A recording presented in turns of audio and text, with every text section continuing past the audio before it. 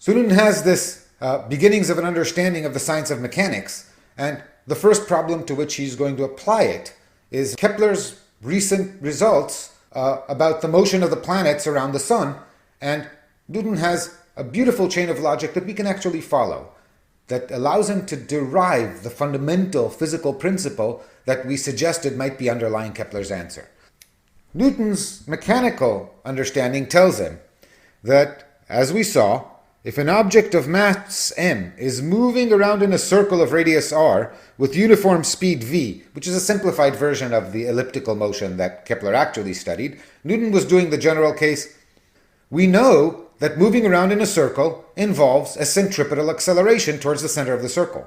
So if you see anywhere in the universe an object that is governed by Newton's laws, like everything is, moving around in a circle of radius r with speed v, then there is a force acting on that object and attracting it towards the center of the circle in which it is moving, and the magnitude of that force is the centripetal acceleration that we computed, v squared over r, times the mass of the object, because F equals ma. If you know the acceleration, you can deduce the force.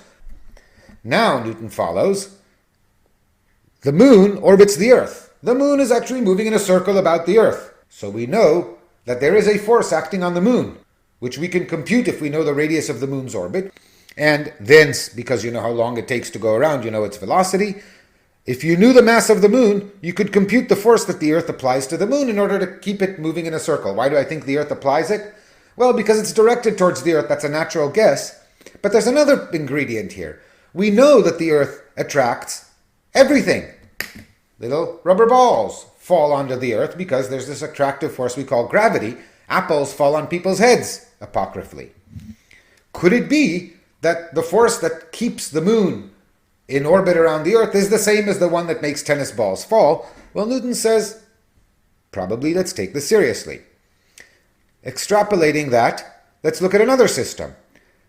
We know Kepler found that the planets orbit the sun in, well, almost perfectly circular orbits at almost uniform speed. Again, that means that acting on each planet is a force directed towards the center of the orbit, in other words, the sun, and we can compute that force. So it makes sense to guess that the sun will be applying this force, and the sun therefore applies a force on all the planets. Then by Newton's third law it would follow that since the sun must be applying force to all the planets, among them the Earth also applies an equal and opposite force to the sun. In other words, if the sun applies a force to the Earth directed towards the sun, it follows that the Earth applies a force to the sun directed back towards the Earth. And now we have lots of cases where the Earth is applying a force to things directed towards the center of the Earth. Perhaps that force too is the same force that makes the moon orbit the Earth and apples fall on people's heads. It all hangs together in a beautiful framework, and we can do the math. So let's start with the idea of something orbiting the sun. So we'll have a planet. We'll call its mass mp. P stands for planet, any planet. And if it orbits the sun at radius r with speed v, then Newton's understanding of mechanics tells us that the force the sun applies to that particular planet is the mass of the planet times v squared over r for that planet. Now, 2 clips ago when we studied Kepler's laws, we found that in fact for any planet that orbits the sun, there is a relation between v and r that is independent of which planet you are considering. For all of the planets, the square of their speed, v squared, is 4 pi squared divided by this interesting constant that I called k for Kepler, times the radius of the planet's orbit. So I can put this expression into that, and I can find F is equal to the mass of the planet times the square of its velocity, 4 pi squared over kr, divided by the radius of its orbit, or rearranging things a moment for a bit, 4 pi squared divided by k times the mass of the planet divided by r squared. Why is this a way to write it? Because the mass of the planet is a property of the planet. R is something that changes between different planets. 4 pi squared over k is the same for all planets. So let's see what we do with this. Well, remember, the idea was that it's all going to hang together, it's all going to be the same force. The sun applies a force given by this expression we found to each planet, and to all the planets it applies the same, the force given by the same constant k. By Newton's third law, each planet applies a force of that magnitude, this precise magnitude, to the sun. Now, universality says that the force that the planet applies to the sun, the force that the sun applies to the planet, should follow from some physical principle that doesn't say, well, the sun is one thing and the planet is another. They're both physical objects. And so symmetry between the two objects tells us that if it's proportional to the mass of the planet, it should be proportional to the mass of the sun. And of course I can do that without any problem. I can say that there is some constant, which I will call g, and if I write that constant such that it's related to k and to the mass of the sun by this relation, then the force expression that I'm writing is equivalent to F is g times the mass of the sun times the mass of the planet divided by r squared. The advantage of this formulation over this one is that here it's clear that there is a symmetry. What the planet does to the sun does to the planet. The force between them is equal in magnitude and opposite in direction, and so there's this symmetric way to write it. But it was clear already that this object here doesn't depend on the planet, so it has to be some property of the sun. The only wild leap here is that the property of the sun it depends on is the same property. The mass and the dependence is the same as the property of the planet upon which it depends, since it determines the force in a symmetric way. And now we can jump to the fact that it's much more universal. Remember, the sun attracts the planets attract the sun. Earth attracts the moon, and the moon pulls on the earth. And in fact, the only way to get a consistent understanding of this is to imagine that the force of gravity is truly universal. Any object applies a force to any other object in the entire universe, and the force is proportional to the mass of the two objects. It's inversely proportional to the square of the distance between them, and there's this universal constant of gravitation that defines what gravitation is and how powerful it is, which very appropriately is given the name Newton's constant. The first measurement we have of Newton's constant is in 1798 by Cavendish, who actually measures the gravitational attraction between two metal balls whose masses he carefully measures separately. So he can actually measure the distance and the masses and find the force and extract a value for g. And g is in the units that are convenient to us, given by this number, 6.67 times 10 to the minus 11 newtons times meters squared per kilogram squared, so that when you multiply it by two masses, kilogram squared, divided by meter squared, you get a force in newtons. So we have this equation, and the way in which it is superior to everything that we have seen so far cannot be overstated.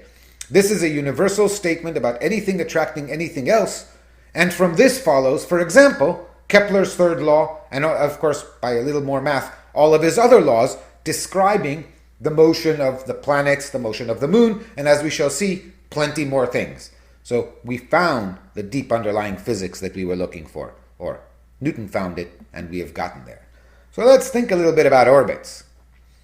The moon, as we said, has a force applied to it. The Earth is attracting the moon gravitationally. And one might ask, why does not the moon fall on Earth? And the answer is that the moon is falling on Earth. Remember, moving in a circle is motion with a constant acceleration towards the Earth. Just as my little rubber ball was accelerated down towards Earth, so the moon is accelerated towards Earth with a constant acceleration. To demonstrate this idea, we go back to our pink bowling ball. You'll notice that when I hold it away from me and let it go, the Earth's gravity will always make it fall towards my head, since I'm standing under the suspension point, whatever direction I let it go in. But if I give it an initial velocity that is just right, it will happily circle about my head in a roughly circular orbit while accelerating towards the center at all times. And we also see that by giving it either a larger or smaller initial velocity, I get elongated orbits. They're the analog of elliptical orbits in the case of actually gravitational motion around the Earth or the Sun. We'll do more detailed calculations of all this later, but for the moment we understand that orbiting is just a way of falling without ever hitting the ground, to paraphrase Douglas Adams. What we saw is that uniform circular motion about the center of gravity is a solution to Newton's equations, and if you think back, this would require that I launch the bowling ball with precisely the speed predicted by the Kepler relation and its distance from the center of gravity. What happens if the initial velocity is either too large or too small? Well, as with the bowling ball, you get elongated orbits, and you will not be shocked to learn that in the case of Newtonian gravity, and Newton solved these cases, the result you get is precisely the elliptical orbits with the center of gravity at one focus that Kepler had observed for the motion of the planets around the sun.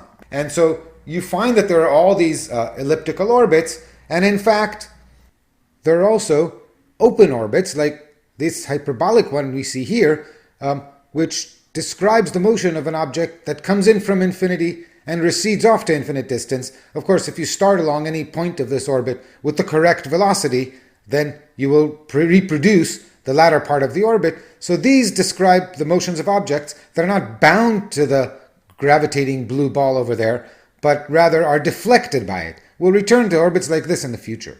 So this is very nice, but it gets even more general than that. Newton's law is universal, so it'll apply to any two objects that are orbiting under the mutual gravity. A little more work shows that we've a little bit been cavalier. We sort of assumed that the sun was stationary and the earth orbiting it, or the earth stationary and the moon orbiting it. You should have known that there's something wrong there, because if the moon is accelerating towards earth due to the earth's gravitational attraction, well, then the earth must be accelerating towards the moon due to the moon's gravitational attraction. Of course, the acceleration of earth is less than that of the moon because the earth is more massive, and this is sort of the situation here. A very massive object and a lighter object are orbiting under the influence of gravity. The cross that's fixed there is the center of mass of the system. Its distance from the center of each object is inversely proportional to the mass of the object, so it's closer to the massive object. It's the point at which these things would balance. But they both orbit each other. The center of each object describes a circle, so they're always on opposite sides of this circle. Taking into account this recoil, you find that in fact the distance between the two, the radius, or if it's an elliptical orbit, the semi-major axis, still satisfies Kepler's law, no matter what the object is. It has nothing to do with the sun. The correct statement, it turns out, when you take into account the motion of the heavy object, is that the constant that relates the square of the period to the cube of the semi-major axis is in fact 4 pi squared over g times the total mass of the system, the sum of the two masses. Now in the case of the sun and the earth, or the earth and the moon, one of them is so much more massive than the other that you can approximate the earth-sun mass as the sun and the earth-moon mass as the earth. This is tantamount to making the approximation that the sun, respectively the earth, does not move and only the lighter object moves. In cases like binary stars, or maybe when you're computing the orbit of Jupiter around the sun, when the masses are closer to each other, then you need to apply this more careful calculation. This will be a very useful result to us, because it means that if we see any two objects orbiting each other in the universe, and we can somehow find the period in the semi-major axis, we can compute their mass. And if you look in your texts and you find the mass of planets and galaxies and stars, you might ask yourself, how did somebody compute the mass of a distant star, or for that matter, Jupiter? And the answer is, you find something orbiting it and you apply Kepler's relation. And so this will be an extremely powerful tool as we go on. All this theory, let's do an example. And let's consider the International Space Station. The International Space Station orbits at an altitude above the ground of about 370 kilometers. Adding that to the Earth's radius, we find that the radius of its orbit about the center of the Earth is about 6,700 kilometers. And so we can find its period. Its period is given by our relation p squared equals k times r cubed. And plugging in our value for k, we find 4 pi squared over g m Earth times r cubed. Notice that I've neglected the mass of the International Space Station relative to the mass of the Earth, which is a very fair approximation. And when we plug in the numbers, we find that the period is Taking the square root, we get this expression, extracting the 2 pi, plugging in all the numbers, Newton's constant, the mass of the Earth, and remembering to convert the radius of the Earth to meters to match the units in which we wrote Newton's constant, we find a period of 5,500 seconds, or about 91 minutes, the International Space Station and all low Earth satellites, or nothing was special to the International Space Station, anything that orbits at about the Earth's surface, orbits the Earth every 90 minutes. When you see satellites crossing the heavens, they all appear to move with a uniform angular velocity. This is the reason Kepler is telling us that they all orbit once every hour and a half. I hope that you're as impressed as I am with what we've managed to achieve by following Newton. We have found the fundamental universal laws that underlay the regularities of Kepler's laws. In Newton's time, what helped people appreciate this was the understanding by Edmund Halley that comets, these weird objects that would appear in the sky, move along the celestial sphere in some random direction, then disappear again, were actually objects that were in highly elliptical, highly eccentric elliptical orbits about the sun, spent most of their time far from the sun and invisible, and were visible to us when they came near. He used data that had been collected to predict the appearance in 1705 of a particular comet in the sky over London to within a day, and luckily he got it just right. People stepped out on the day that Halley's Comet, as it has come to be called, showed up, and the validity and the importance of Newton's result was understood. Here's a beautiful image of the passage of Comet Halley in 1986. It has a 75-year period as it orbits the sun.